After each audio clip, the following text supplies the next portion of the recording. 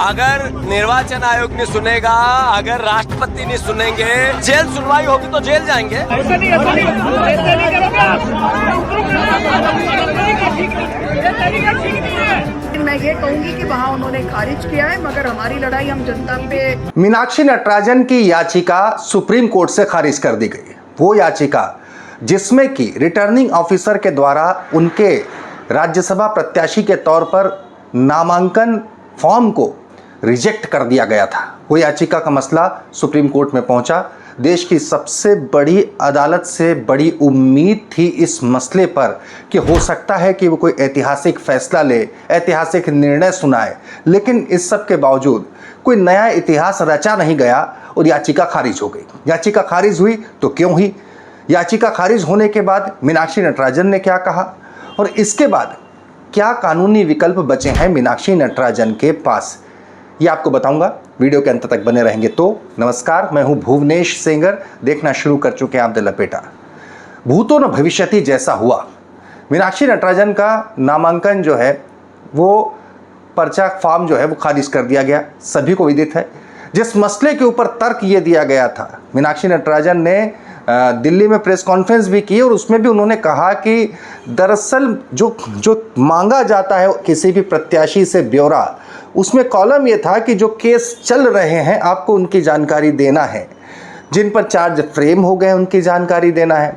अब जिस पर सिर्फ नोटिस आया है, कोई कॉग्निजेंस भी नहीं हुआ, केस शुरू ही नहीं हुआ, चार्ज फ्रेम ही नहीं हुआ, उस चीज़ का कोई कॉलम नहीं, तो उसकी जानकारी भला कैसे दे दी जाती?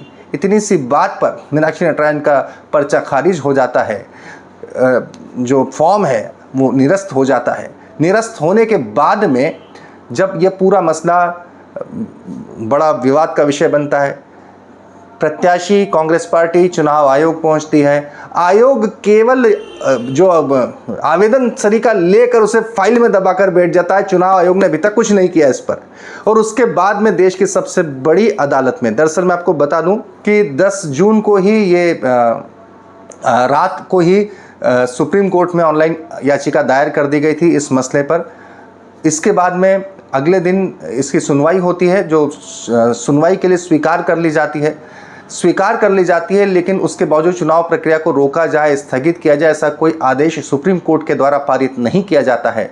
और उसके अगले दिन जब सुनवाई होती है, यानी कि 12 तारीख को, तो उसके अगले दिन की जो सुनवाई है उसमें सुप्रीम कोर्ट ने इस याचिका को खारिज कर दिया। यह कहते हुए खारिज किया है कि इस मामले में जो रिट याचिका है वो सीधे नहीं सुनी जा सकती, उसकी डायरेक्ट हियरिंग नहीं की जा सकती। जस्टिस प्रशांत कुमार मिश्रा और जस्टिस A.S. चंदूरकर की डबल बेंच में, सुप्रीम कोर्ट की डबल बेंच ने इस फैसले में संविधान के अनुच्छेद 329 का ये हवाला दिया, जिसमें ये कहा कि चुनावी प्रक्रिया में अदालती हस्तक्षेप जो है, ये जो संविधान का अनुच्छेद 329 है, ये चुनावी प्रक्रिया में संवैधानिक हस्तक्षेप को सीमित करता है। नामांकन रद्द करने का फैसला सही था रिटर्निंग ऑफिसर का या गलत था, इस पर उन्होंने कोई टिप्पणी नहीं की। लेकिन कानूनी विकल्प क्या छोड़े हैं ये आपको मैं बाद में बताऊंगा। क्या अभी भी कानूनी विकल्प हैं और हैं तो वो कौन से हैं और क्या हैं, लेकिन उससे पहले इस फैसले के बाद मीनाक्षी नटराजन ने क्या कहा, आइए सुनते हैं। हर संवैधानिक संस्था के पास तो जाएंगे और न्यायपालिका उनमें से एक है। हमने अपनी बात न्यायपालिका तक रखी, जैसे कि हमने इलेक्शन कमीशन ऑफ इंडिया तक भी रखी। और अगर आज वहां से एक फैसला आया है तो उसको पूरा समझने के बाद ही कानूनी तौर पर हमारे लोग कुछ कह पाएंगे। लेकिन मैं ये कहूंगी कि वहां उन्होंने खारिज किया है, मगर हमारी लड़ाई हम जनता पे ले जाकर लड़ने के लिए हमेशा स्वतंत्र हैं। तो जाहिर तौर पर मीनाक्षी नटराजन का कहना था कि कानूनी विकल्पों पर विचार तो विशेषज्ञ करेंगे, लेकिन इस मसले को जनता के बीच में ले जाने का एक अधिकार हमारे पास में है, प्रजातांत्रिक अधिकार है, तो हम लेकर जाएंगे ही। कांग्रेस लेकर जा भी रही है। कांग्रेस शुक्रवार के दिन पूरे सभी विधायक दिल्ली में जुटे। दिल्ली में कांग्रेस के विधायकों ने राष्ट्रपति से मिलने के लिए समय मांगा, समय मिला नहीं तो राष्ट्रपति भवन की तरफ मार्च किया गया।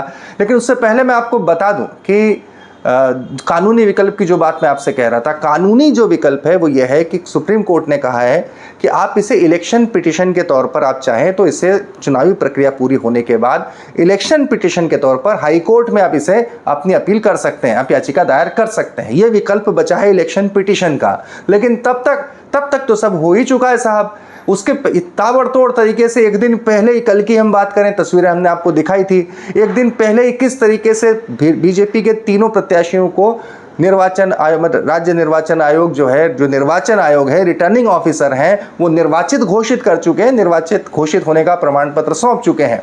इन सब के विरोध में कांग्रेस दिल्ली में जुटी, जबरदस्त प्रदर्शन किया गया, प्रेस कॉन्फ्रेंस की गई। जीतू पटवारी ने रिटर्निंग ऑफिसर के संघ से जुड़े होने की बात कही।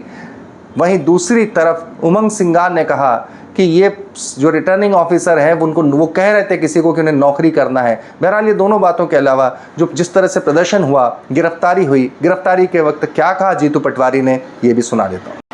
अगर निर्वाचन आयोग नहीं सुनेगा, अगर राष्ट्रपति नहीं सुनेंगे, अगर इस तरीके से हमें सड़क पे नहीं आने दिया जाएगा तो फिर जेल सुनवाई होगी तो जेल जाएंगे, तो गिरफ्तार होने को तैयार है।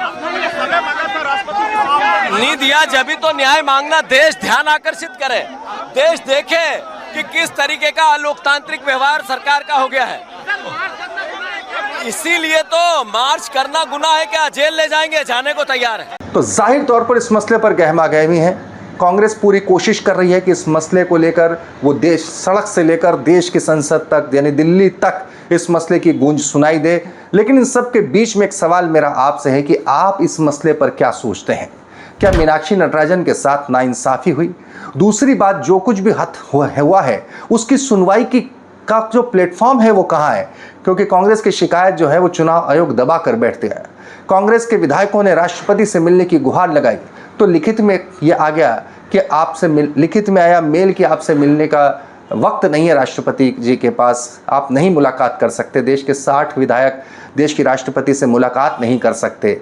और इन सब के बीच में जब सुप्रीम कोर्ट से भी याचिका खारिज हो जाए तो इसे आप लोकतांत्रिक तौर पर क्या समझते हैं? क्या ये लोकतंत्र के लिए एक अंतिम सांस लेता लोकतंत्र का ये सबसे प्रत्यक्ष उदाहरण है? आप इस पर क्या सोचते हैं? कमेंट करके जरूर लिखिएगा। लिंक को ज्यादा से ज्यादा शेयर कीजिएगा। धन्यवाद।